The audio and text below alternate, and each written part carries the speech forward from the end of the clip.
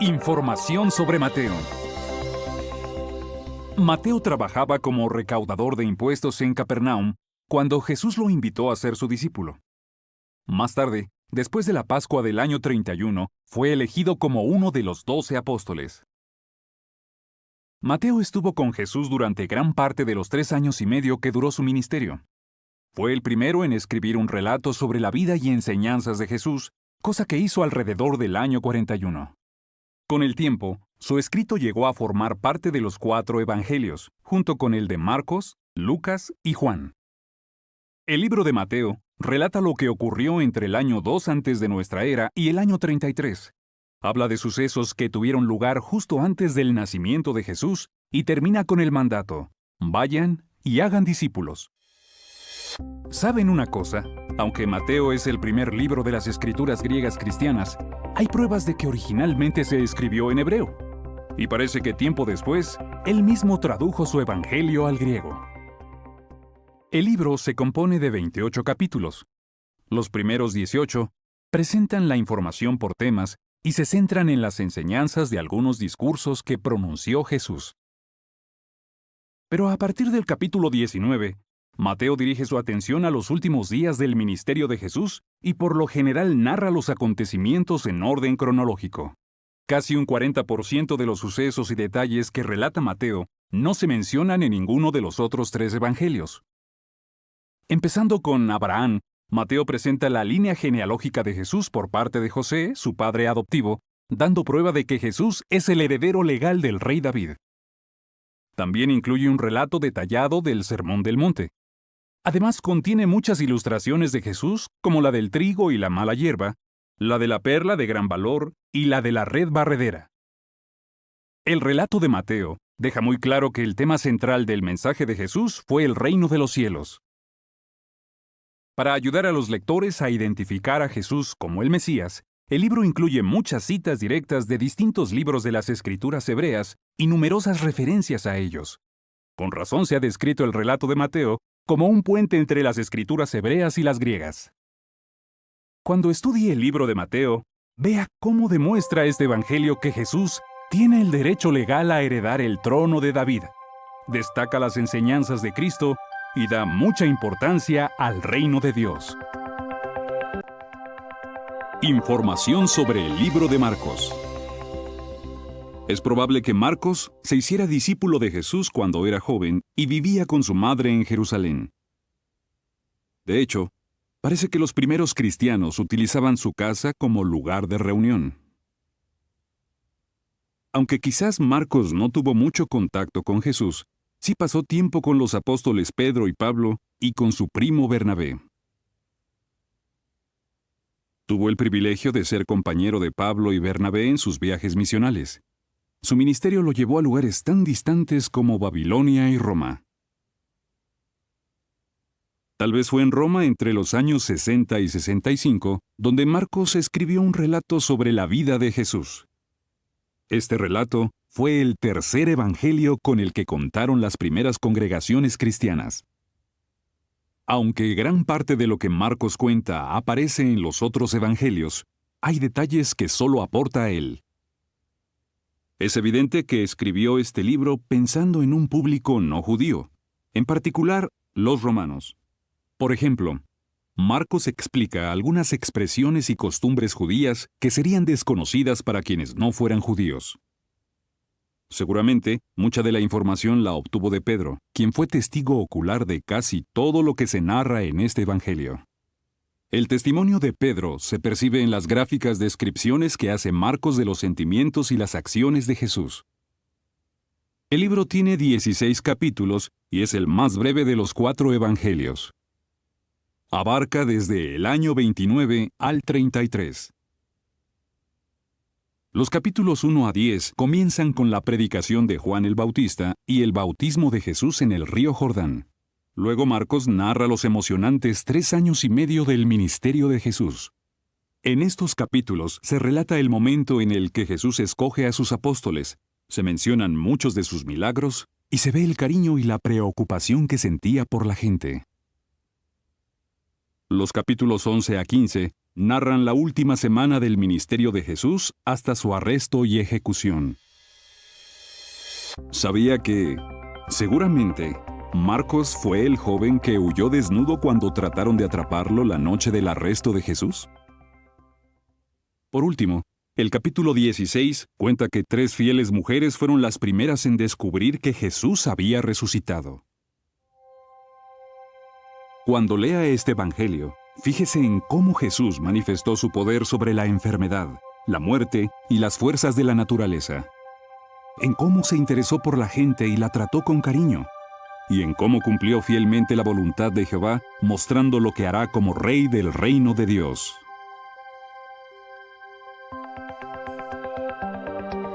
Información sobre el libro de Lucas. Lucas era médico. Al igual que el evangelista Marcos, no era uno de los 12 apóstoles de Jesús. Además, Lucas no dijo que hubiera sido testigo de los sucesos de la vida de Jesús. Probablemente se hizo cristiano algún tiempo después de su muerte. Tiempo después viajó con el apóstol Pablo. El Evangelio de Lucas abarca desde el año 3 antes de nuestra era hasta el año 33 de nuestra era. Sigue un orden lógico y muchas veces cronológico. Casi un 60% de la información de este Evangelio no se menciona en los demás. Por ejemplo, hay al menos 6 milagros de Jesús que solo se mencionan en este libro. Lucas usa más de 300 términos médicos o palabras a las que da un significado médico. Solo él dice de cierto hombre que estaba lleno de lepra y que la suegra de Pedro tenía fiebre alta. Lucas debió escribir este libro en Cesarea, mientras Pablo estuvo encarcelado allí, desde alrededor del 56 al 58 de nuestra era. De modo que, aunque en la Biblia aparece después de Marcos, el Evangelio de Lucas fue el segundo que se escribió. Además de contar con el Evangelio de Mateo, Lucas, seguramente guiado por el Espíritu Santo, entrevistó a testigos oculares del ministerio de Jesús y examinó documentos históricos confiables. Lucas consta de 24 capítulos. Los capítulos 1 y 2 aportan información sobre la infancia de Juan el Bautista y Jesús.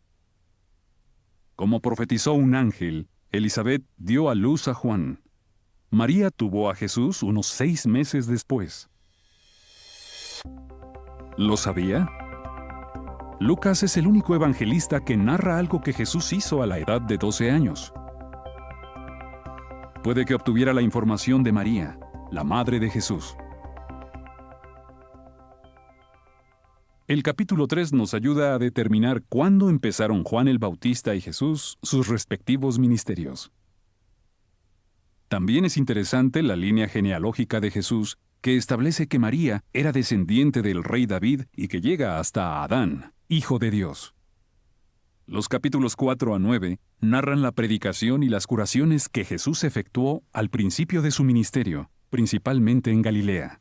Lucas no solo da detalles específicos de las enfermedades que Jesús curó, sino que también refleja la compasión que sentía por los enfermos. El capítulo 6 explica que, tras orar toda la noche, Jesús escogió a sus 12 apóstoles. En el capítulo 9, Jesús envió a los 12 a predicar el mensaje del reino y a curar enfermos. Desde el capítulo 10 hasta la mitad del 19, se narran sucesos que ocurrieron principalmente en Judea y Perea. Jesús envió a 70 discípulos más para que predicaran el mensaje del reino. La parábola del buen samaritano y la parábola del hijo pródigo se mencionan únicamente en el Evangelio de Lucas.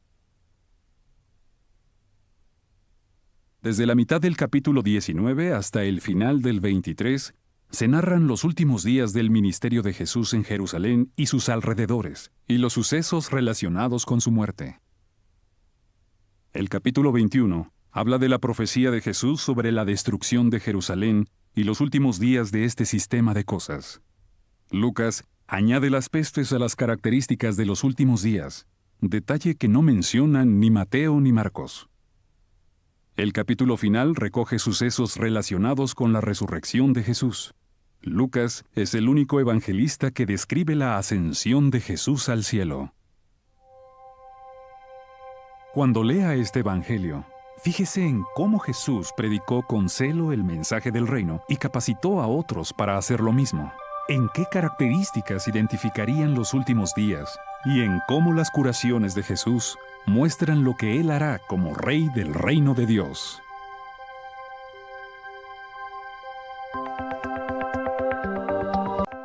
Información sobre el libro de Juan. Cuando Juan era mucho más joven y se hallaba con su hermano Santiago remendando las redes de pescar a la orilla del mar de Galilea, Jesús los invitó a ser sus seguidores. Después de la Pascua del año 31, Jesús eligió a Juan para que fuera uno de sus 12 apóstoles. Juan llegó a ser uno de sus mejores amigos. Y Jesús le encomendó el cuidado de su madre, María. El Evangelio de Juan es el último de los 4 evangelios. Se escribió en Éfeso o sus alrededores cerca del año 98, casi 65 años después de la muerte de Jesús. Durante esas décadas, se cumplió la profecía de Jesús sobre la destrucción de Jerusalén. Se calcula que el 92% del libro contiene información que no aparece en los demás evangelios. Juan escribió sobre el amor más que cualquier otro evangelista. El libro de Juan tiene 21 capítulos. El capítulo 1 revela cuál era el papel de Jesús en el cielo antes de venir a la tierra. Ahí se explica que, mediante él, Jehová creó todas las demás cosas. A Jesús se le llama la Palabra, para destacar que es el portavoz de Jehová. Los capítulos 2 a 6 abarcan más o menos 2 años de su ministerio. El capítulo 2 relata el primer milagro de Jesús en un banquete de bodas en Caná. Cuando se acabó el vino, convirtió unos 380 litros de agua, 100 galones, en vino excelente. Este milagro fortaleció la fe de sus discípulos. El capítulo 6 narra la ocasión en la que alimentó de forma milagrosa a una multitud de unos 5,000 hombres, además de mujeres y niños. Los capítulos 7 a 12 relatan los sucesos que ocurren después de la Pascua del año 32. Jesús viaja a Betania y resucita a su amigo Lázaro. Aunque hacía 4 días que Lázaro había muerto, vuelve a la vida cuando Jesús se lo ordena. El capítulo 12 describe la entrada triunfal de Jesús en Jerusalén. Una gran multitud lo recibe con las palabras: «Salva, te rogamos, bendito es el que viene en el nombre de Jehová, sí, el Rey de Israel». Los capítulos 13 a 19 narran lo que ocurre en un solo día, el 14 de Nisán del año 33. Jesús celebra la Pascua con sus apóstoles en la habitación de arriba de una casa de Jerusalén. ¿Lo sabía? El libro de Juan contiene pruebas de que Jesús celebró 4 Pascuas en el transcurso de su ministerio.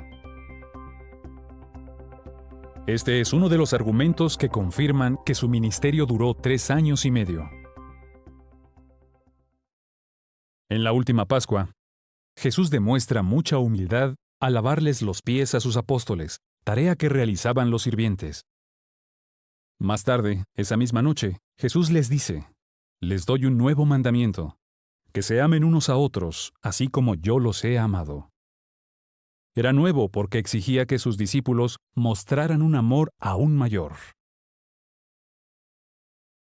El capítulo 17 contiene la última oración que hace con sus discípulos. Luego, en el jardín de Getsemaní, Jesús se identifica con valor ante los soldados que vienen a arrestarlo. Poco después, da su vida por la humanidad.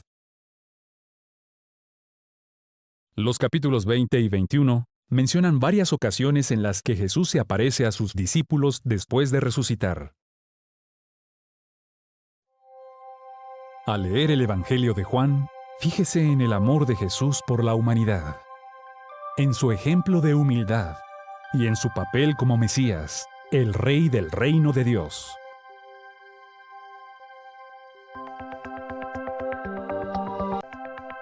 Información sobre el libro de Hechos de Apóstoles. El evangelista Lucas también escribió el libro de Hechos. Los capítulos 1 a 12 se centran en la obra del apóstol Pedro, y los capítulos 13 a 28 en el ministerio del apóstol Pablo. Lucas vivió algunos de los sucesos que narra porque acompañó a Pablo en varios de sus viajes. Hechos contiene un relato detallado de los comienzos de la congregación cristiana y de su rápido crecimiento. El relato es una continuación del Evangelio de Lucas. El libro abarca unos 28 años. Comienza en el 33, relatando la ascensión de Jesús al cielo, y termina en el 61, cuando Pablo está en Roma bajo arresto domiciliario esperando el resultado de su apelación a César. El Evangelio de Lucas y Hechos de Apóstoles se escribieron con pocos años de diferencia, y ambos iban dirigidos a la misma persona, Teófilo. ¿Lo sabía? Cuando Lucas escribió su Evangelio, se dirigió a Teófilo con el título Excelentísimo, tal vez porque era un funcionario importante. Sin embargo, cuando se dirige a él en Hechos, no usa ese título, lo que podría indicar que Teófilo ya era un cristiano maduro. Hechos de Apóstoles tiene 28 capítulos. En el capítulo 1, Jesús les dice a sus discípulos que serán testigos de él hasta la parte más lejana de la tierra. Y luego, asciende al cielo. El capítulo 2 menciona que, 10 días después, en el Pentecostés del 33, se derrama Espíritu Santo sobre unos 120 discípulos. Más tarde, ese mismo día, se bautizan unas 3,000 personas. Los capítulos 3 a 9 relatan cómo los discípulos empiezan a predicar con entusiasmo y a hacer milagros. A pesar de sufrir una feroz oposición, siguen predicando con valor el mensaje de Cristo. De hecho, Esteban, uno de los primeros cristianos, es asesinado por su fe. Un hombre llamado Saulo presencia la ejecución y la apoya. Sin embargo, poco después Jesús se le aparece a Saulo en el camino a Damasco, y a raíz de eso, se hace cristiano, y más tarde llega a ser conocido como el apóstol Pablo. En los capítulos 10 y 11, los discípulos disfrutan de un período de paz. Jehová usa al apóstol Pedro para predicar a los gentiles, es decir, a los no judíos. Durante este período de expansión, se acuña el término cristianos para identificar a los discípulos de Cristo. En el capítulo 12, estalla de nuevo la persecución. Herodes manda matar al apóstol Santiago y encarcela a Pedro, que después es liberado por un ángel. Los capítulos 13 a 21 narran los 3 emocionantes viajes misionales de Pablo, desde aproximadamente el año 47 hasta el 56. En su primer viaje misional, Pablo visita Chipre y algunos lugares de Asia Menor. En el segundo, vuelve a Asia Menor y luego va a Macedonia y a Grecia. Su tercer viaje dura unos 4 años y termina en Jerusalén. Durante su segundo y tercer viaje, Pablo escribe 6 cartas bajo inspiración.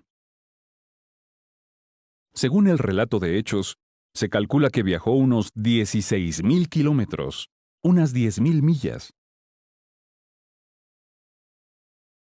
En el capítulo 21, Pablo es arrestado injustamente en Jerusalén. Los capítulos 22 a 26 narran lo que dijo en su defensa. Comparece ante Félix, el gobernador de Judea, ante su sucesor Festo y ante el rey Herodes Agripa II. Durante su defensa, Pablo apela a César, la máxima autoridad romana de la época. Los capítulos 27 y 28 narran su difícil viaje a Roma y el naufragio que sufrió. Al final del relato, Pablo está en Roma, bajo arresto domiciliario, a la espera de juicio. A pesar de estar preso, sigue predicando a todos los que van a verlo. Cuando lea Hechos de Apóstoles, fíjese en cómo el Espíritu Santo ayudó a los primeros cristianos, en cómo predicaron con valor a pesar de la feroz persecución, y en cómo defendieron por medios legales su derecho a predicar las buenas nuevas del reino de Dios.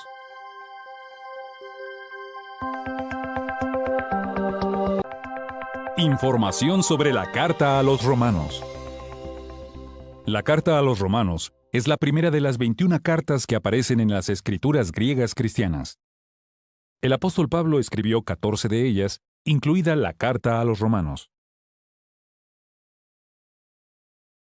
Es posible que Pablo emprendiera su tercer viaje misional en el año 52 de nuestra era. Mientras estaba en Corinto, alrededor del año 56, escribió a los cristianos de Roma, ciudad en la que aún no había estado. La carta a los Romanos tiene 16 capítulos. En el capítulo 1, Pablo expresa su deseo de visitar a los cristianos de Roma para animarlos, y a la vez, para recibir ánimo. También explica que la conducta malvada de la gente no tiene excusa, pues las cualidades invisibles de Dios se perciben claramente en la creación. ¿Lo sabía? Pablo le dictó esta carta a Tercio para que la escribiera. Es posible que una hermana fiel llamada Febe llevara la carta a Roma o que acompañara a quien la llevó. En el capítulo 2, Pablo destaca la imparcialidad de Dios. Tanto los judíos como los gentiles serán juzgados de la misma manera. En los capítulos 3 y 4, Pablo explica que Jehová declara justos por su fe a judíos y griegos por igual. Y pone el ejemplo de Abraham para demostrarlo. Abraham vivió antes de que Jehová le diera la ley a Moisés, y antes de que Jesús diera su vida en sacrificio.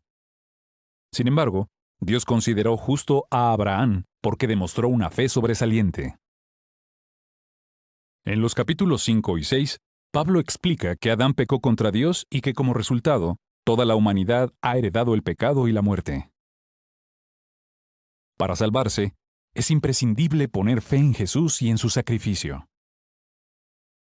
En los capítulos 7 y 8, Pablo explica que la ley mosaica mostró qué es el pecado y por qué los cristianos ya no tienen que obedecer esa ley. En los capítulos 9 y 10, Pablo dice que todos los que demuestran fe, sin importar su nacionalidad, pueden llegar a ser hijos espirituales de Dios. En el capítulo 11, pone el ejemplo de un olivo cultivado. Los judíos que rechazaron al Mesías son como ramas arrancadas. En su lugar, se injertan ramas de un olivo silvestre que representan a los cristianos gentiles. Para poder seguir siendo parte del árbol, todos deben ser humildes y demostrar fe en Jesús. En los capítulos 12 y 13, Pablo anima a los cristianos a ser pacíficos con todos, a amarse unos a otros y a respetar a las autoridades. En los capítulos 14 y 15, el apóstol les aconseja que, en lugar de juzgarse unos a otros, ayuden a los que son débiles. En el capítulo 16, Pablo concluye su carta animando a los hermanos y saludándolos con cariño, mencionando a 26 de ellos por nombre. Cuando lea esta carta inspirada, fíjese en que Dios trata a todas las personas con imparcialidad, en que los cristianos deben ser pacíficos con los demás, y en que la libertad del pecado y la muerte solo se consigue demostrando fe en Jesús, el Rey del reino de Dios. Información sobre Primera a los Corintios. El apóstol Pablo escribió esta carta a los cristianos de la bulliciosa y cosmopolita ciudad de Corinto. Pablo estuvo en Corinto durante su segundo viaje misional y ayudó a establecer una congregación allí. Durante su tercer viaje misional, mientras estaba en Éfeso, recibió una carta y noticias preocupantes sobre la congregación de Corinto. Alrededor del año 55 de nuestra era, Pablo escribió a los corintios para tratar esos asuntos. Primera a los Corintios tiene 16 capítulos. En los capítulos 1 a 4, Pablo corrige las actitudes divisivas de los corintios y los anima a estar unidos. Les explica que no importa quién plante o riegue, porque es Dios quien lo hace crecer. En los capítulos 5 y 6, Pablo trata el grave asunto de la inmoralidad sexual. En la congregación hay un pecador que no se arrepiente. Ese hombre debe ser expulsado para proteger a la congregación. Los cristianos deben huir de la inmoralidad sexual. El capítulo 7 contiene consejos equilibrados sobre la soltería y el matrimonio.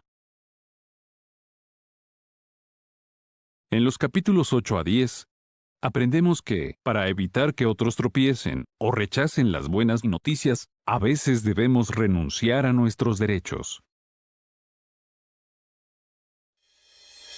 ¿Lo sabía? Los Juegos Ístmicos se celebraban cerca de Corinto cada 2 años.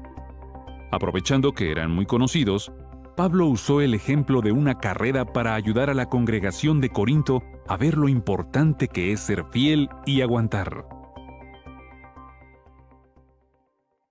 En el capítulo 11, Pablo da instrucciones relacionadas con la Cena del Señor. En el capítulo 12, Pablo compara a la congregación con el cuerpo humano para explicar que todos sus miembros son importantes. Jehová se alegra cuando trabajamos en unidad. El capítulo 13 describe lo que el amor hace y lo que no hace. El capítulo 14 explica que las reuniones de congregación deben celebrarse de manera ordenada y pacífica. El capítulo 15 nos confirma que la esperanza de la resurrección es real. Pablo hace referencia a las profecías cumplidas y a los relatos de quienes vieron a Jesús resucitado. También explica que, gracias al sacrificio de Jesucristo, es posible vencer al pecado y a la muerte. En el capítulo 16, Pablo da instrucciones sobre la colecta para los cristianos necesitados de Jerusalén. Cuando lea primera a los Corintios, fíjese en que los cristianos verdaderos deben estar unidos, en que la congregación debe respetar las normas morales de Jehová y en que es imprescindible creer en la resurrección de Jesús para recibir las bendiciones del reino.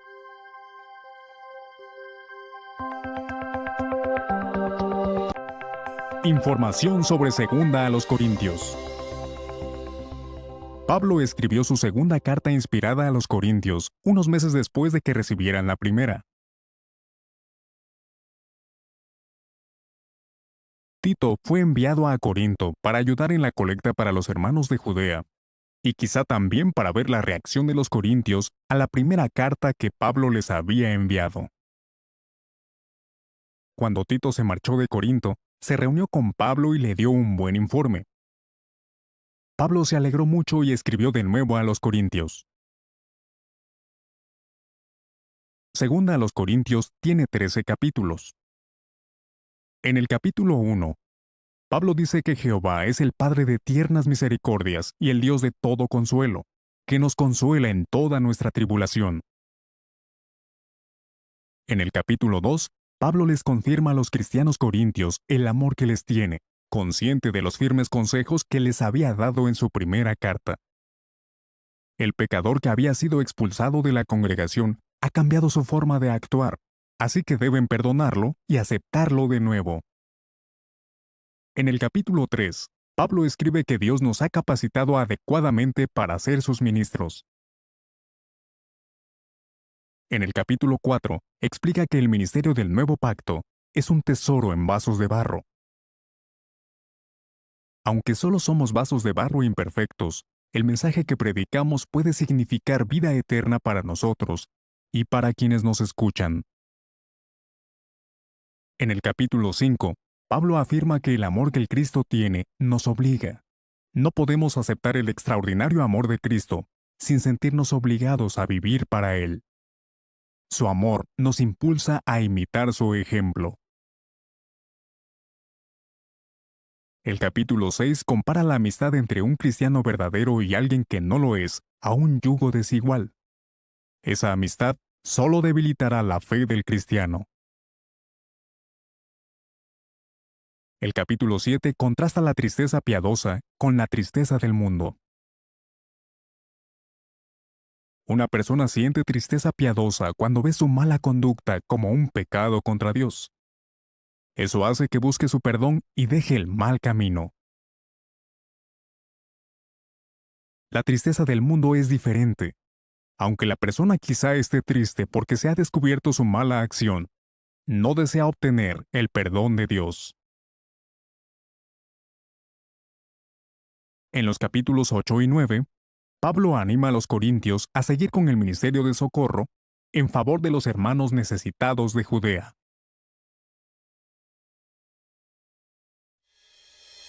¿Lo sabía? Pablo usó variantes de la misma palabra griega que se traduce ministerio para referirse a la labor de predicar y enseñar, y a la de socorrer a nuestros hermanos. Por lo tanto, las labores de socorro forman parte del servicio sagrado de los cristianos. En los capítulos 10 a 13, Pablo da argumentos para combatir las enseñanzas de los apóstoles falsos que estaban siendo una mala influencia. Pablo recuerda a la congregación que las verdades bíblicas pueden derrumbar doctrinas, conductas y actitudes fuertemente atrincheradas que reflejan filosofías humanas. Cuando lea segunda a los Corintios, fíjese en que Jehová, el Dios de todo consuelo, fortalece y ayuda a sus siervos, en que el arrepentimiento sincero nos permite ser amigos de Dios, y en que incluso simples seres humanos pueden predicar las buenas noticias del reino de Dios. Información sobre la carta a los Gálatas. El apóstol Pablo escribió esta carta desde Corinto o desde Antioquía de Siria, durante su segundo viaje misional o poco después. Aunque Pablo usaba secretarios para escribir sus cartas, fue él mismo quien escribió a los Gálatas. Gálatas se escribió aproximadamente entre los años 50 y 52. ¿Lo sabía? Galacia era una provincia romana que se encontraba en la zona central de lo que hoy es Asia Menor. Es probable que entre las congregaciones de Galacia a las que Pablo escribió estuvieran las de Antioquía de Pisidia, Iconio, Listra y Derbe. Pablo usó esta carta para contrarrestar la influencia de los maestros falsos que afirmaban que los cristianos verdaderos debían obedecer la ley de Moisés. La carta a los Gálatas tiene 6 capítulos. En el capítulo 1, Pablo cuenta cómo se convirtió del judaísmo al cristianismo. Les recuerda a los Gálatas que lo que él les ha enseñado lo recibió mediante una revelación de Jesucristo y que no deben desviarse. En los capítulos 2 y 3, Pablo explica que nadie puede ser considerado justo por las obras de la ley. Dice que la ley es un tutor que conduce al Cristo. Para ser considerado justo, hay que tener fe en Jesús. Pablo indica que Cristo y sus coherederos son la descendencia espiritual de Abraham. Sin embargo, en los capítulos 4 a 6, Pablo advierte a los Gálatas que corren el riesgo de convertirse en esclavos de enseñanzas humanas. En el capítulo 4, Pablo cuenta una historia simbólica, cuyos personajes son Agar, Sara y sus hijos, Ismael e Isaac.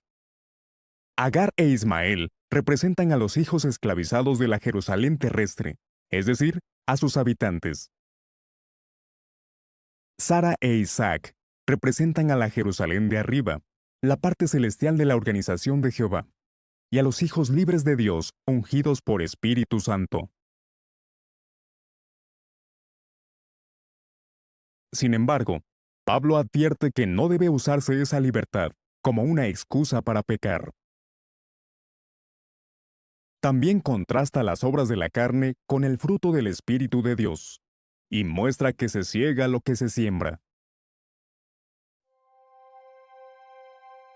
Cuando lea la carta a los Gálatas, fíjese en que los cristianos solo pueden ser considerados justos gracias a su fe, en que quienes cultivan el fruto del Espíritu de Dios segarán bendiciones, y en que la descendencia espiritual de Abraham son Jesucristo y los coherederos de su reino eterno.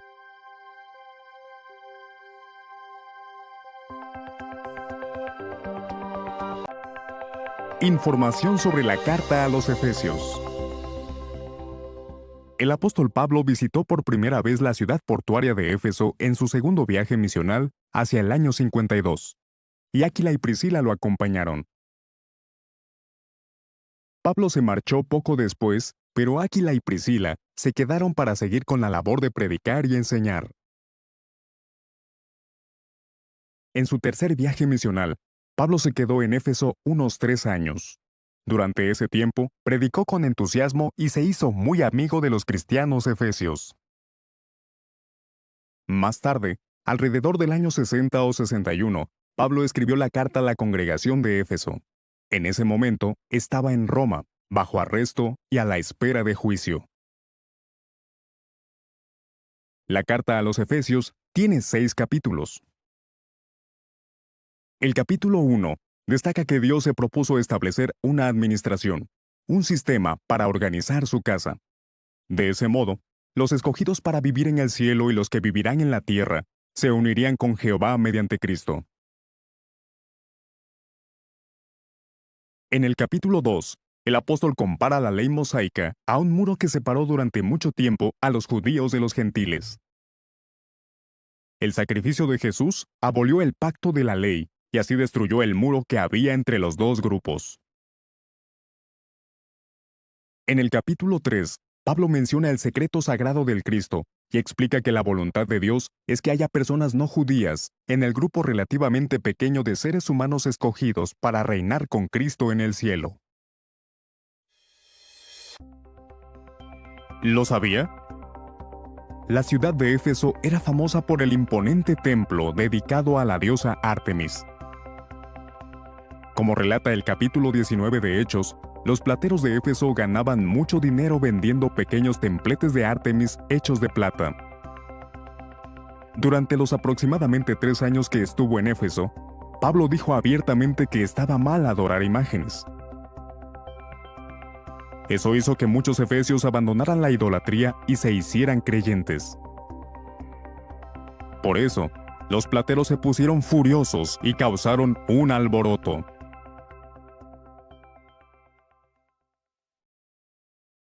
En el capítulo 4, Pablo aconseja a los efesios que se quiten la vieja personalidad, que se corresponde con su conducta anterior, y que se pongan la nueva, que está de acuerdo con la voluntad de Jehová.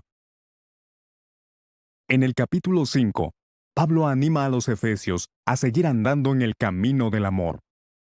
Ese amor debe reflejarse en la familia. Las esposas deben estar en sujeción a sus esposos. Ellos deben seguir amando a sus esposas, tal como el Cristo también amó a la congregación. En el capítulo 6, Pablo usa el ejemplo de una armadura y anima a los efesios a ponerse todas las piezas de la armadura espiritual. Si así lo hacían, podrían mantenerse fieles a pesar de los problemas. Cuando lea la carta inspirada a los efesios, fíjese en que debemos ponernos la nueva personalidad creada según la voluntad de Jehová, en que debemos ponernos la armadura espiritual completa, y en que el propósito de Jehová es que tanto judíos como no judíos hereden el reino, junto con Cristo. Información sobre la carta a los Filipenses.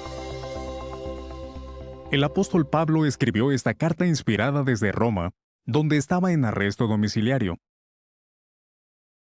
La escribió alrededor del año 60 o 61. Unos años antes, durante su segundo viaje misional, Pablo tuvo una visión mientras estaba en Troas. Un hombre macedonio le suplicó que fuera a Macedonia y los ayudara. Así que hacia el año 50, Pablo y sus compañeros de viaje predicaron por primera vez las buenas noticias en la ciudad macedonia de Filipos. Pablo estableció una congregación allí a pesar de la oposición. Pablo y Silas fueron golpeados con varas y encerrados en prisión, donde les sujetaron los pies en un cepo. Durante su tercer viaje misional, Pablo volvió a Filipos. La carta que escribió a esta congregación revela el gran cariño que existía entre él y los cristianos de Filipos. La carta a los filipenses tiene 4 capítulos. En el capítulo 1, Pablo escribe que su encarcelamiento en Roma ha contribuido a que se difundan las buenas noticias. El valor del apóstol ante la oposición ha fortalecido a los hermanos para hablar de la palabra de Dios sin miedo. En el capítulo 2, Pablo anima a los filipenses a mantener la misma actitud mental que tuvo Cristo. También los felicita porque resplandecen como iluminadores en el mundo. ¿Lo sabía? Algún tiempo antes, los filipenses habían enviado a Epafrodito a Roma con un regalo para Pablo. Después, Pablo le encargó a Epafrodito que llevara su carta inspirada a la congregación de Filipos. En el capítulo 3, Pablo advierte sobre quienes confían en la carne, porque al parecer, estaban muy orgullosos de su origen judío. Pablo considera que las ventajas de las que disfrutó por ser fariseo son basura en comparación con el privilegio de conocer a Cristo y estar en unión con Él. En el capítulo 4, aconseja a los filipenses que no se inquieten por nada y que busquen la paz de Dios mediante la oración, el ruego y la acción de gracias. Pablo también da las gracias a la congregación por cubrir sus necesidades con tanta generosidad. Cuando lea la carta a los filipenses, fíjese en que si somos fieles ante las pruebas, podremos animar a los demás a hacer lo mismo. En que la palabra y el Espíritu de Dios pueden ayudarnos a imitar la actitud mental de Cristo. Y en que Dios da verdadera paz a quienes le oran con sinceridad mientras esperan el reino. Información sobre la carta a los Colosenses. El apóstol Pablo escribió esta carta inspirada en Roma, alrededor del año 60 o 61. Eso fue durante su primer encarcelamiento en esa ciudad, mientras estuvo en arresto domiciliario. En su carta a los Colosenses, Pablo da a entender que nunca había estado en Colosas. Al parecer, la congregación era fruto de la labor de Epafras. Sin embargo, Pablo conocía a varios hermanos de la congregación, entre ellos Apfia, Arquipo y Filemón, a quien también escribió una carta inspirada. Tiempo después de establecerse la congregación, algunos maestros falsos intentaron confundir a los cristianos colosenses con filosofías engañosas. Epafras viajó cientos de kilómetros desde Colosas hasta Roma para contarle a Pablo cómo estaba la congregación. La carta a los Colosenses tiene 4 capítulos. En el capítulo 1, Pablo pide que los colosenses conozcan cada vez mejor a Dios. A continuación, dice que el Hijo de Dios es la imagen del Dios invisible, el primogénito de toda la creación, y que por medio de él todo lo demás fue creado. Cristo también es la cabeza de la congregación. En el capítulo 2, el apóstol dice a los colosenses que tengan cuidado con quienes fomentan filosofías y enseñan que hay que obedecer la ley mosaica. Pablo destaca que la ley fue abolida, que Dios, por decirlo así, la clavó en el madero de tormento de Cristo. ¿Lo sabía? En Colosenses 4:10, Pablo menciona a Marcos, el primo de Bernabé. Marcos, también llamado Juan, acompañó algún tiempo a Pablo y Bernabé durante su primer viaje misional. pero los abandonó y regresó a su hogar en Jerusalén, lo que decepcionó mucho a Pablo. Sin embargo, unos 12 años después, Marcos estaba en Roma colaborando con Pablo. Era obvio que el distanciamiento que hubo entre ellos ya era cosa del pasado. En el capítulo 3, Pablo anima a los colosenses a que sigan buscando las cosas de arriba, donde el Cristo está sentado a la derecha de Dios. También pide a los colosenses que se quiten la vieja personalidad, se vistan con la nueva y sigan perdonándose con generosidad. En el capítulo 4, Pablo les dice que perseveren en la oración y que den gracias a Dios. También les anima a que sus palabras sean siempre agradables, sazonadas con sal, para que sepan cómo deben responder a cada persona. Cuando lea la carta inspirada a los colosenses, fíjese en que debemos esforzarnos por conocer mejor a Dios, en que debemos imitar la personalidad de Cristo y en que nuestra forma de hablar siempre debe ser agradable, sobre todo cuando hablamos de las buenas noticias del reino de Dios. Información sobre Primera a los Tesalonicenses. El apóstol Pablo escribió esta carta inspirada en Corinto, probablemente a finales del año 50, durante su segundo viaje misional. Algún tiempo después de llegar a Tesalónica, Pablo predicó en la sinagoga 3 sábados. Poco después, se estableció una congregación en la ciudad. Celosos por el éxito de Pablo, algunos opositores judíos incitaron a una chusma violenta en su contra. La congregación siguió predicando incluso cuando Pablo y Silas tuvieron que irse a Berea. Primera a los Tesalonicenses tiene 5 capítulos. En el capítulo 1, Pablo felicita con cariño a la congregación por cómo aceptaron la palabra de Dios y aguantaron a pesar del sufrimiento. Les dice que las congregaciones de Macedonia y Acaya se han enterado de lo mucho que han aguantado. En el capítulo 2, les recuerda cuánto los quiere y que mientras estuvo en Tesalónica, trabajó duro a fin de no ser una carga pesada para ellos. ¿Lo sabía? El oficio del apóstol Pablo era hacer tiendas de campaña. Es probable que así cubriera sus gastos en Tesalónica. En el capítulo 3, Pablo explica que les envió a Timoteo para que fortaleciera su fe y que se alegra de que haya regresado con buenas noticias. Todos están bien en sentido espiritual. En el capítulo 4, Pablo consuela a quienes han perdido a seres queridos. La resurrección de Jesús es una garantía de que los muertos resucitarán. En el capítulo 5, Pablo describe sucesos futuros que llevarán a la destrucción de los enemigos de Dios en el día de Jehová. Contrasta a quienes se rigen por los principios divinos, a los que llama hijos de la luz, con quienes los rechazan. Recomienda a los hermanos que estén despiertos en sentido espiritual, que se aseguren de todas las cosas, que oren sin cesar y que se animen mutuamente.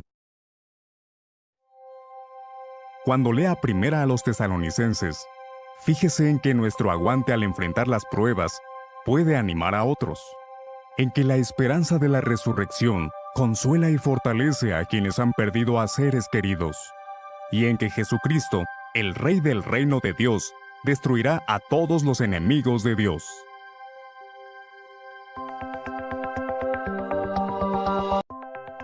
Información sobre segunda a los tesalonicenses.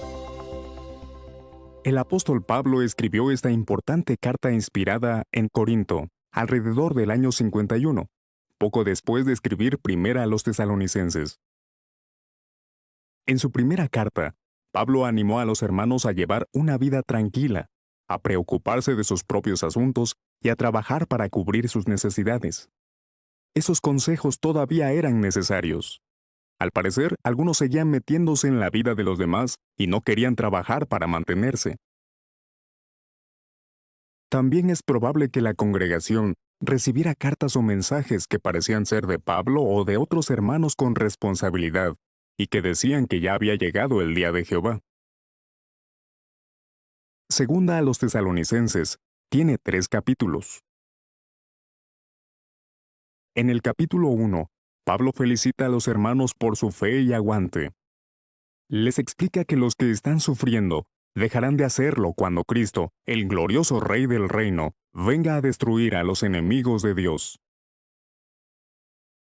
El capítulo 2 explica que antes de que venga el día de Jehová, tienen que ocurrir ciertos sucesos.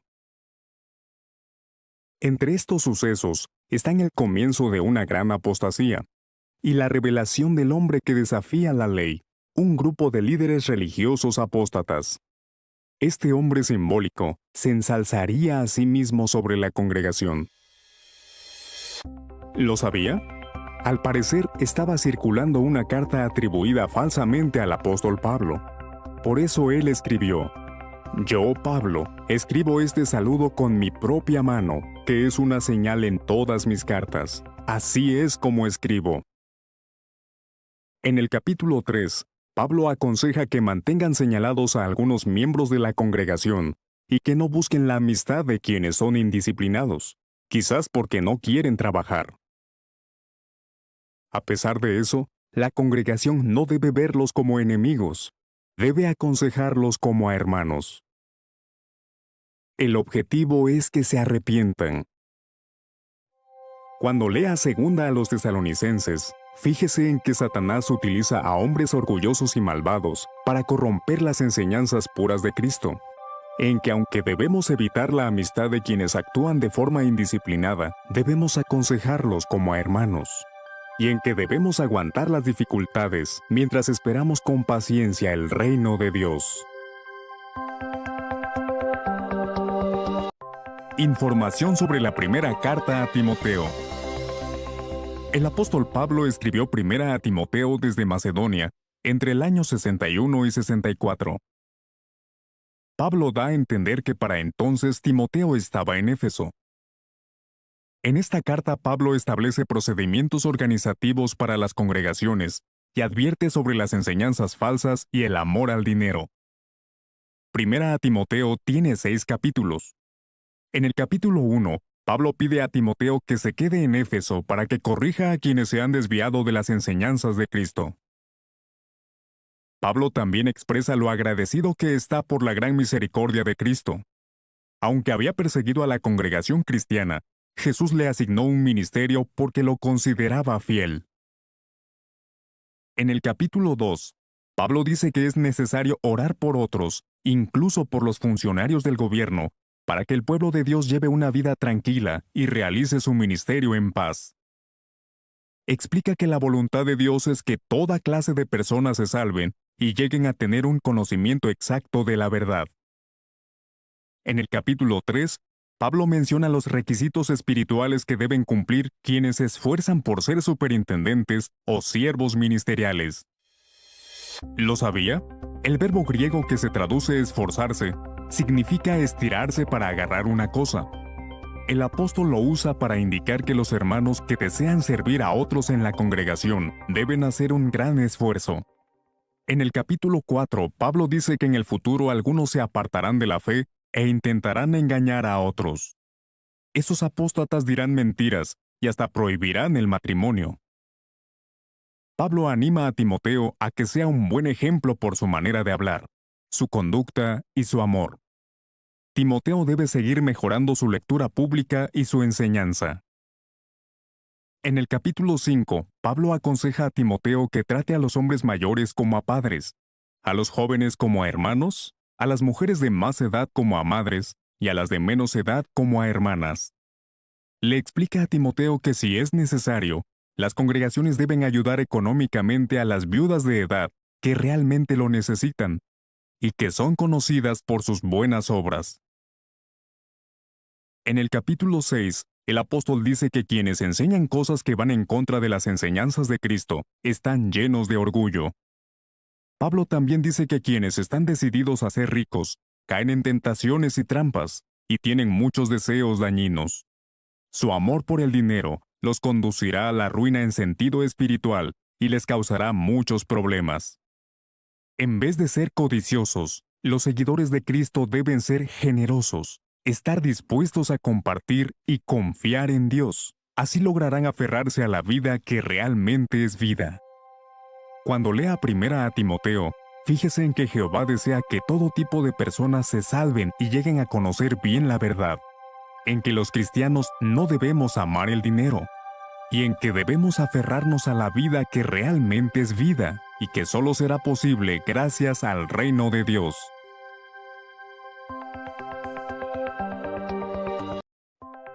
Información sobre la segunda carta a Timoteo. El apóstol Pablo escribió esta carta en Roma alrededor del año 65. El emperador Nerón ya había empezado a perseguir a los cristianos, y Pablo estaba de nuevo encarcelado en Roma. La primera vez estuvo bajo arresto domiciliario, pero ahora su situación era mucho más grave. Estaba encadenado, y su muerte era inminente. Pablo escribió esta cariñosa carta para animar a Timoteo a avivar como un fuego el don de Dios que había recibido, a hacer todo lo posible para tener la aprobación de Dios y a huir de los deseos de la juventud. Segunda a Timoteo tiene 4 capítulos. El apóstol empieza su carta animando con cariño a Timoteo, quien tal vez estaba en Éfeso. Pablo le cuenta que algunos hermanos de Asia se habían apartado de él. Sin embargo, felicita a Onesíforo porque lo buscó con valor para ayudarlo. En el capítulo 2, Pablo le pide a Timoteo que transmita lo que aprendió de él a otros hombres fieles. También le pide que rechace los debates tontos y sin sentido, pues solo provocan peleas. ¿Lo sabía? La segunda carta a Timoteo es la última de las 14 cartas inspiradas que Pablo escribió durante un periodo de unos 15 años. Escribió al menos 5 de esas cartas durante sus encarcelamientos en Roma. La carta a los Hebreos la escribió poco antes de ser liberado o poco después. En el capítulo 3, Pablo predice cómo sería la mayoría de la gente durante los últimos días del mundo de Satanás. Le recuerda a Timoteo que las Escrituras, que están inspiradas por Dios, pueden darle la sabiduría necesaria para la salvación. Pablo también le dice que todos los que desean vivir con devoción a Dios en unión con Cristo Jesús serán perseguidos. En el capítulo 4, Pablo le recalca a Timoteo que debe predicar con urgencia, porque pronto algunos rechazarán la verdad y preferirán que les regalen los oídos con cuentos falsos. Luego, le da a entender que su muerte es inminente, y por eso le pide que vaya a verlo lo antes posible y que lleve a Marcos. Cuando lea segunda a Timoteo, fíjese en que aunque Pablo estaba a punto de morir, seguía preocupado por los demás, especialmente por su querido Timoteo. En que quienes desearan vivir con devoción a Dios serían perseguidos. Y en que, como Pablo y Timoteo, debemos cumplir completamente nuestro ministerio mientras seguimos centrados en el reino de Dios. Información sobre la carta a Tito. Pablo escribió esta carta inspirada a Tito aproximadamente entre el año 61 y el 64. Tal vez la escribió en Macedonia algún tiempo después de su primer encarcelamiento en Roma. Al parecer, Pablo sirvió con Tito en Creta después de su liberación. Cuando el apóstol se marchó, Tito permaneció allí. En Creta, Tito tuvo una asignación difícil. Los cretenses tenían fama de ser poco honrados, perezosos y glotones. Esas características negativas habían influido en algunos hermanos. Por eso Pablo le pidió a Tito que solucionara los problemas de las congregaciones cretenses y que nombrara a hombres cualificados para que fueran ancianos. La carta a Tito tiene 3 capítulos. El capítulo 1 enumera los requisitos espirituales que deben cumplir los ancianos de congregación. Pablo le dice a Tito que corrija con firmeza a quienes intentan engañar a sus hermanos. Algunos de esos hombres son rebeldes, hablan por hablar y se aferran a la circuncisión. En el capítulo 2, Pablo menciona muchas de las buenas cualidades que deben mostrar los cristianos, tanto hombres como mujeres, sean esclavos o no. Para animar a Tito, Pablo le pide que hable y actúe con toda autoridad, y le dice que no permita que nadie lo menosprecie. ¿Lo sabía? Tito ya había demostrado ser un superintendente cristiano al que se le podían encargar asignaciones delicadas y difíciles. Era valiente, firme, bondadoso y con toda seguridad un buen organizador.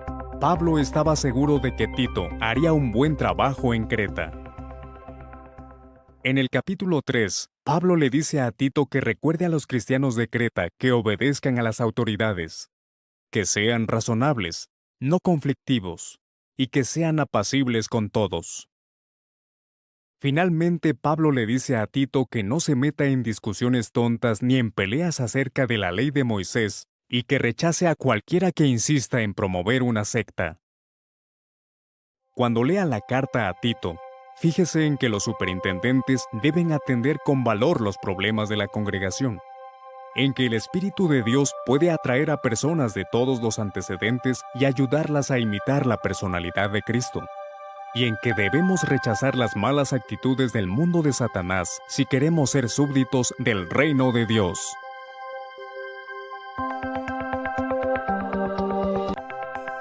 Información sobre la carta a Filemón.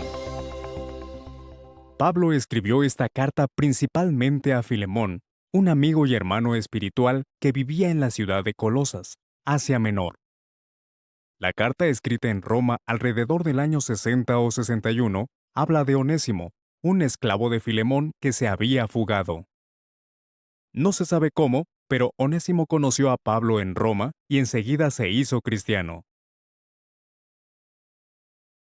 La carta a Filemón tiene solo 25 versículos. Pablo empieza saludando a Filemón y a los hermanos que se reúnen en su casa, entre ellos Apfia y Arquipo.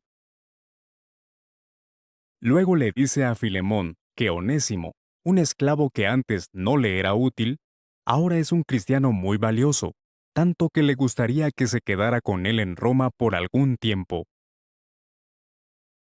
Pero para no abusar de su autoridad, Pablo no insiste en que Onésimo se quede con él sin el permiso de su amo. Así que lo envía de vuelta con Filemón, que vive a más de 1400 kilómetros de distancia. Apelando al amor cristiano y a su amistad, Pablo le pide a Filemón que reciba a Onésimo no como a un esclavo, sino como a un hermano querido. Incluso escribe la carta de su puño y letra, algo que normalmente no hacía. ¿Lo sabía? Esta es la única carta inspirada que Pablo dirige principalmente a una persona para tratar un asunto personal. Podría considerarse una carta de presentación en la que le pide a Filemón que vea a Onésimo como un esclavo que ahora también es su hermano. Pablo demuestra que confía en que Filemón hará más de lo que le pide.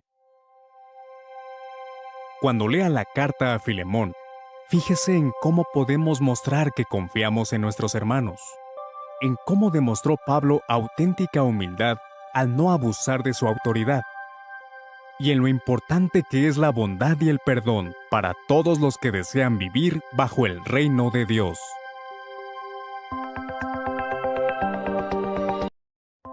Información sobre la carta a los Hebreos. Pablo escribió esta carta alrededor del año 61, poco antes de ser liberado de su arresto domiciliario en Roma o poco después. El contenido de la carta indica que iba dirigida a los cristianos hebreos que vivían en Judea. Muchos eran cristianos desde hacía años. Sin embargo, en sentido espiritual, algunos de ellos volvían a necesitar leche en vez de alimento sólido. Eso ponía en peligro su fe, pues tenían que enfrentar la oposición de los líderes religiosos judíos y de sus seguidores. Es posible que los opositores afirmaran que los cristianos no tenían ninguna realidad visible que los ayudara a adorar a Dios. Los judíos, en cambio, tenían un hermoso templo, un sacerdocio, sacrificios de animales, la ley de Moisés y una historia que se remontaba hasta Abraham. Pablo escribió a los cristianos hebreos para fortalecer su fe en las incomparables realidades celestiales centradas en Cristo. Esas realidades hacían que la adoración de los cristianos fuera muy superior a la del Israel carnal. Seguro que su carta también ayudó mucho a los cristianos hebreos que seguían aferrándose a la ley mosaica. La carta a los hebreos tiene 13 capítulos.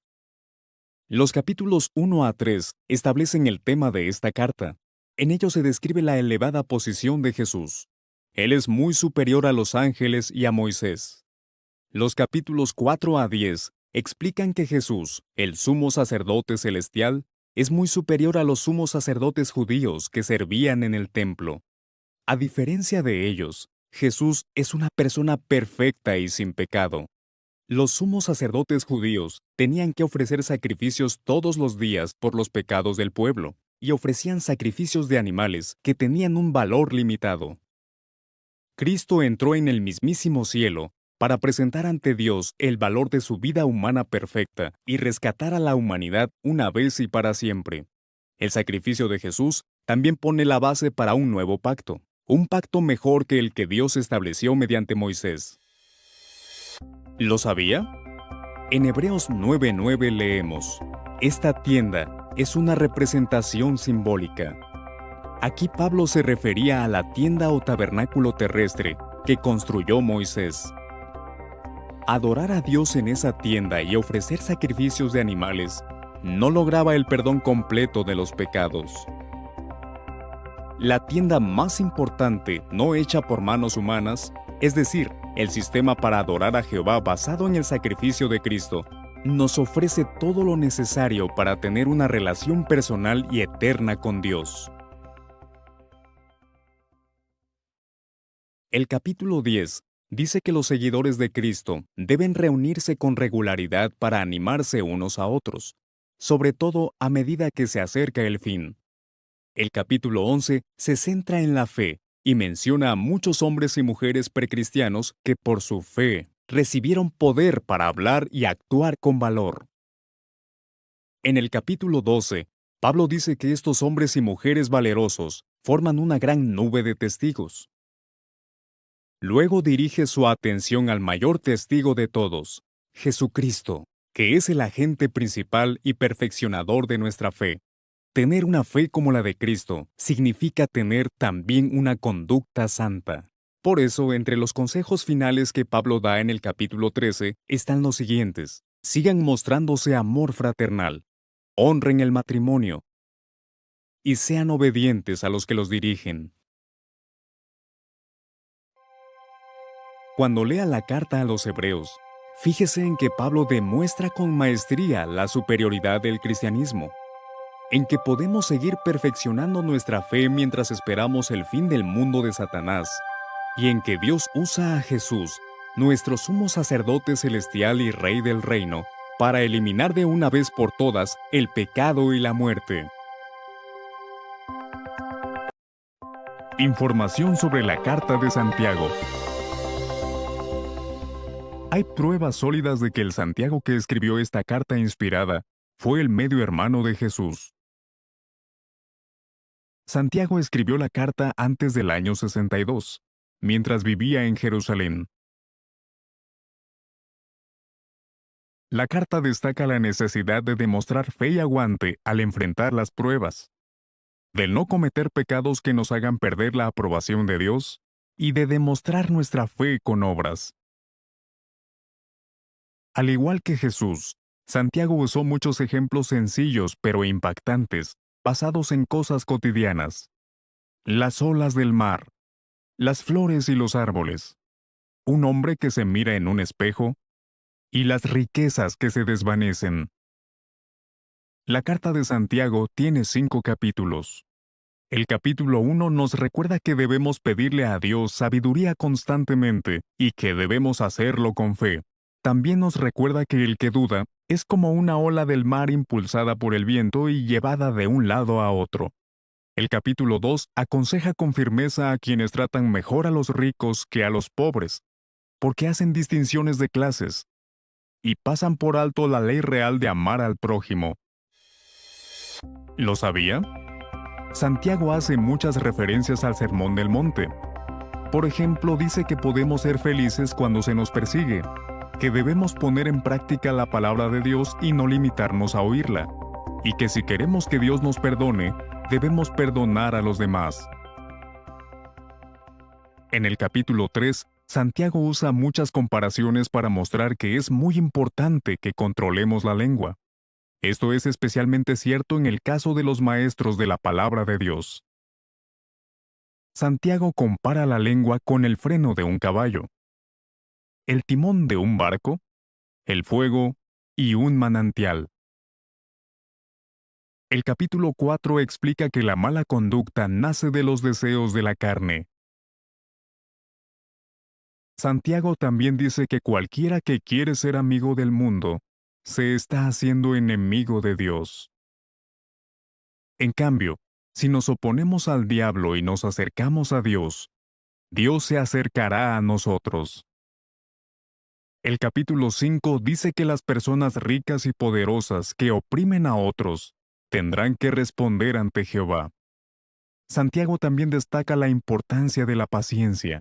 Igual que un agricultor espera con paciencia a que lleguen las lluvias, nosotros tenemos que esperar con paciencia a que Dios cumpla las promesas relacionadas con Jesucristo. Mientras tanto, si alguien enferma en sentido espiritual, debe pedir ayuda a los ancianos de la congregación.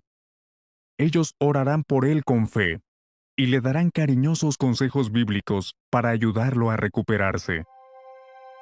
Cuando lea la carta de Santiago, fíjese en que nunca debemos culpar a Jehová de nuestras pruebas, en que debemos esforzarnos por controlar la lengua y en que debemos esperar con paciencia el reino de Dios.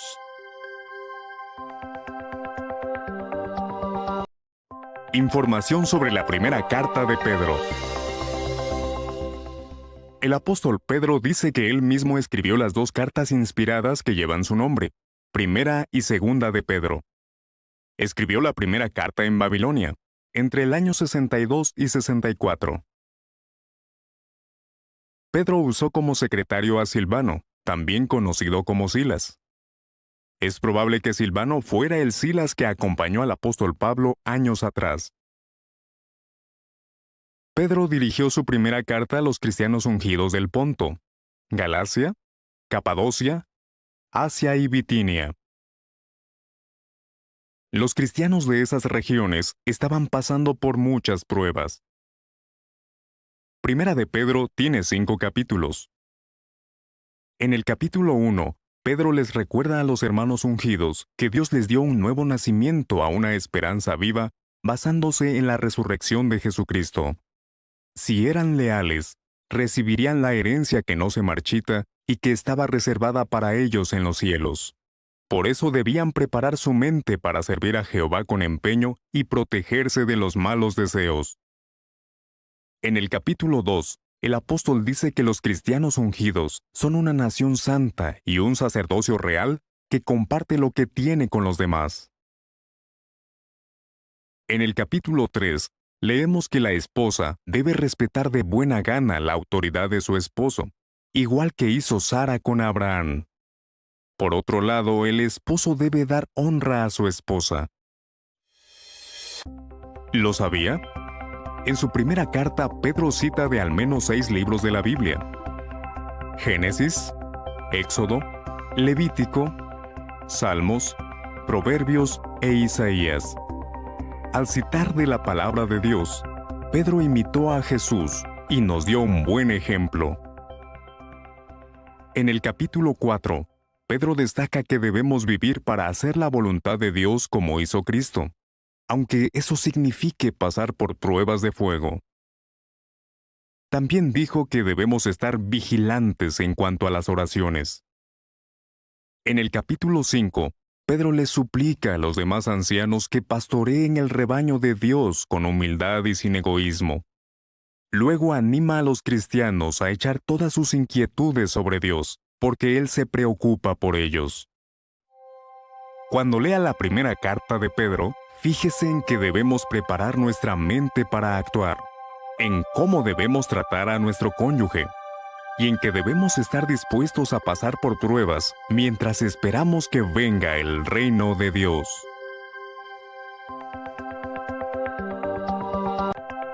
Información sobre la segunda carta de Pedro.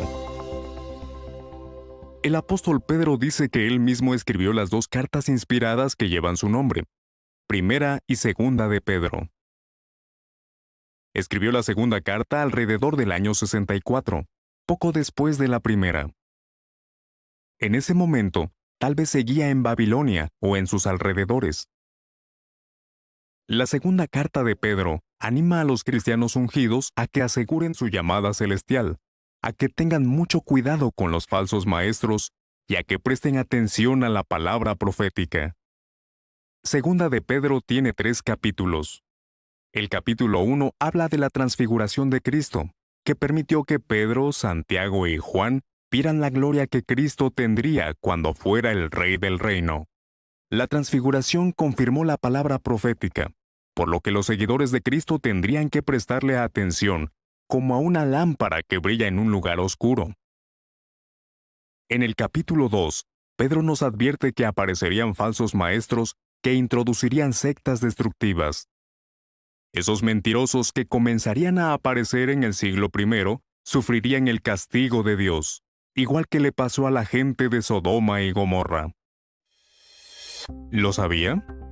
Cuando Pedro escribió su segunda carta, sabía que iba a morir pronto.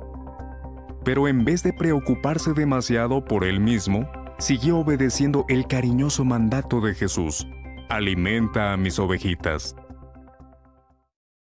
El capítulo 3 describe lo que ocurriría cuando Cristo fuera el Rey del reino. Pedro dijo que en ese tiempo habría burlones que a propósito pasarían por alto que Jehová ya había destruido a un mundo malvado en los días de Noé. Luego Pedro menciona la promesa de Dios de los nuevos cielos y la nueva tierra en los que reinará la justicia. Mientras tanto, el pueblo de Dios debe obedecer los santos escritos y dedicarse a realizar hechos de devoción a Dios. Cuando lea la segunda carta de Pedro, fíjese en que la transfiguración de Cristo fortalece nuestra fe en las profecías bíblicas, en que debemos tener cuidado con los falsos maestros y en que debemos esperar con paciencia los nuevos cielos, es decir, el reino de Dios, que gobernará una tierra llena de personas que amen a Dios. Información sobre la primera carta de Juan.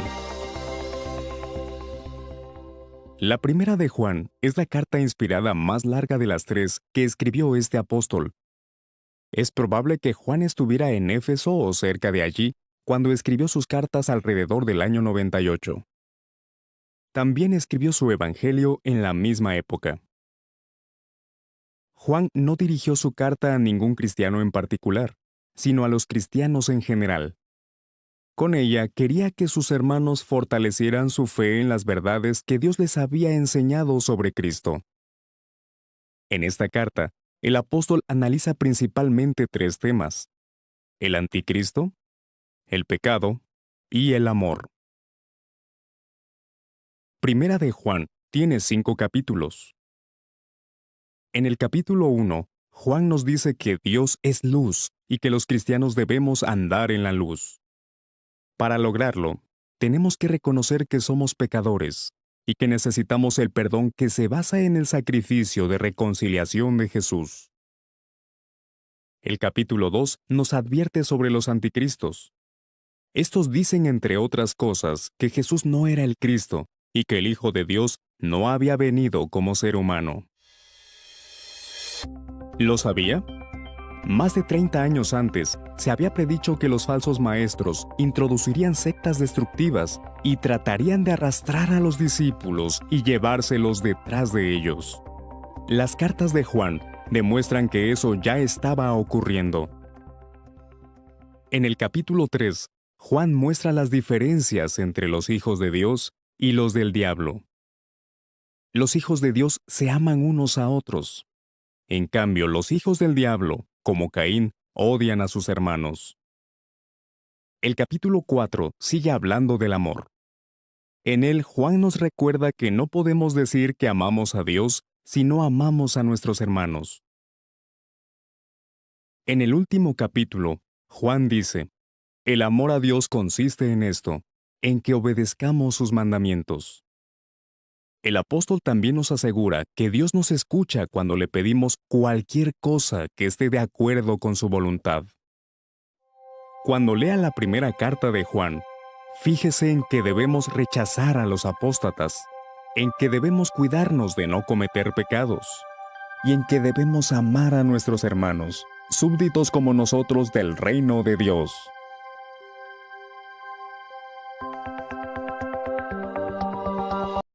Información sobre la segunda carta de Juan. Juan escribió su segunda carta, al igual que las otras dos, alrededor del año 98. En aquel momento, es probable que se encontrara en Éfeso o cerca de allí y que tuviera unos 100 años de edad. El apóstol comienza su carta diciendo, del anciano a la señora escogida y a sus hijos. Algunos piensan que la señora escogida pudo haber sido una congregación o una hermana espiritual llamada Kiria, que significa señora en griego. La segunda carta de Juan trata temas parecidos a la primera. Por ejemplo, Juan vuelve a destacar que los cristianos necesitan amarse unos a otros. También dice, el amor consiste en esto, en que sigamos andando según sus mandamientos. Luego el apóstol advierte de que han aparecido en el mundo muchos impostores. Estos anticristos afirman que el Cristo no vino como ser humano. ¿Lo sabía? En 2 de Juan 10 y 11, el apóstol añade algo a lo que ya había dicho en su primera carta sobre cualquiera que vaya más allá de las enseñanzas de Cristo. Juan ordena, no lo reciban en sus casas, ni lo saluden. Esta carta muestra que Juan amaba mucho a sus hermanos ungidos. Quería que recibieran una recompensa completa. Parte de esta recompensa era que tuvieran el honor de gobernar con Cristo en su reino. Cuando lea la segunda carta de Juan, fíjese en cómo el anciano apóstol expresó su amor a sus hermanos, en que su deseo era que ellos siguieran andando según los mandamientos de Dios, y en que quienes se oponen con firmeza a la apostasía tendrán el honor de heredar el reino de Dios.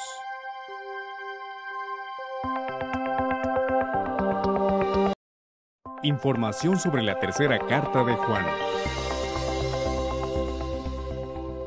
Juan escribió su tercera carta en Éfeso o cerca de allí, alrededor del año 98. Se la escribió a un cristiano muy querido llamado Gayo, nombre romano muy común en aquella época. Tercera de Juan tiene 14 versículos. A Gayo se le conocía por ser un siervo de Dios leal, que siempre era amable con los hermanos que visitaban su congregación. El apóstol Juan lo felicitó por ser tan hospitalario. La actitud de Diótrefes era muy diferente a la de Gayo. Diótrefes no respetaba la autoridad de los apóstoles y quería ser el más importante en la congregación. Se negaba a mostrar hospitalidad a quienes llegaban de visita. Incluso trataba de impedir que otros fueran hospitalarios y quería echarlos de la congregación. Sin embargo, Demetrio, un cristiano muy amigo de Juan, tenía buena fama. De hecho, es probable que fuera él quien entregó la tercera carta de Juan. ¿Lo sabía? En tercera de Juan 6, el apóstol le dice a Gayo que ayude a los hermanos con lo que necesiten para su viaje y que lo haga de una manera que agrade a Dios. No hay duda de que Gayo se esforzó por cubrir las necesidades de aquellos hermanos que iban a viajar. Al final de su segunda y tercera carta, Juan explica que sus cartas son breves porque esperaba ver a sus hermanos pronto y hablar con ellos cara a cara. Cuando lea la tercera carta de Juan, fíjese en cómo enfatiza la importancia de la hospitalidad entre los cristianos, en el contraste que hace entre la actitud del orgulloso Diótrefes y la del bondadoso Gayo, y en cómo Juan demuestra que ama profundamente a sus hermanos ungidos, que como él heredarán el reino de Dios.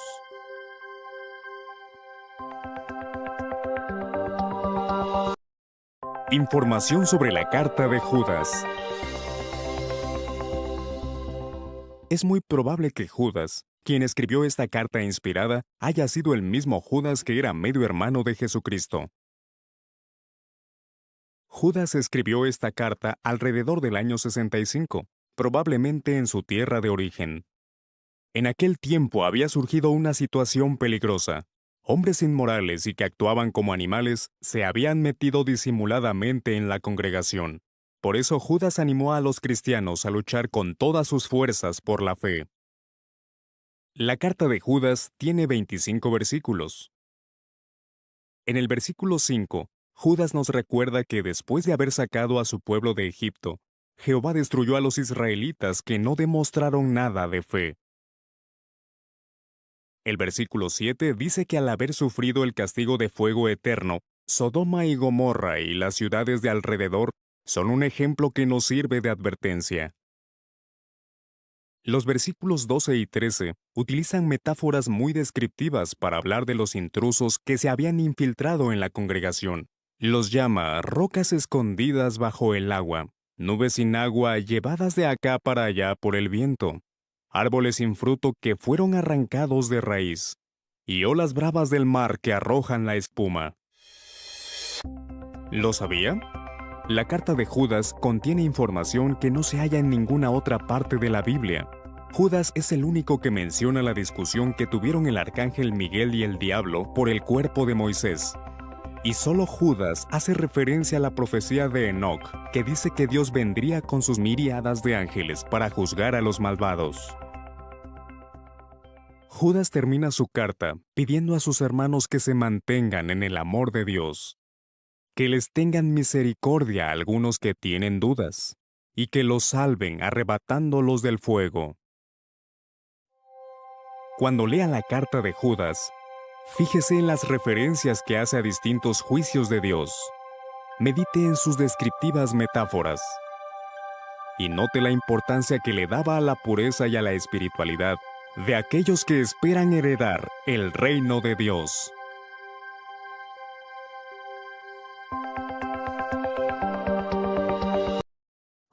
Información sobre el libro de Apocalipsis. El apóstol Juan escribió el libro de Apocalipsis alrededor del año 96, cuando estaba desterrado en la isla de Patmos. El libro de Apocalipsis está muy relacionado con el primer libro de la Biblia, Génesis. Génesis explica cómo se perdió el paraíso, y Apocalipsis cuenta cómo volverá a haber un paraíso en la tierra. El libro de Apocalipsis tiene 22 capítulos, en los que encontramos 16 visiones. En los capítulos 1 a 3, Juan recibe la orden de escribirles a las 7 congregaciones que están en Éfeso, Esmirna, Pérgamo, Tiatira, Sardis, Filadelfia y Laodicea. En los capítulos 4 y 5, Juan ve en una visión a Jehová sentado en el trono. Dios le entrega un rollo sellado con 7 sellos al Cordero, que es Cristo glorificado. En el capítulo 6, Jesús abre 6 de los sellos. Cuando abre los primeros 4 sellos, 4 jinetes simbólicos comienzan a cabalgar.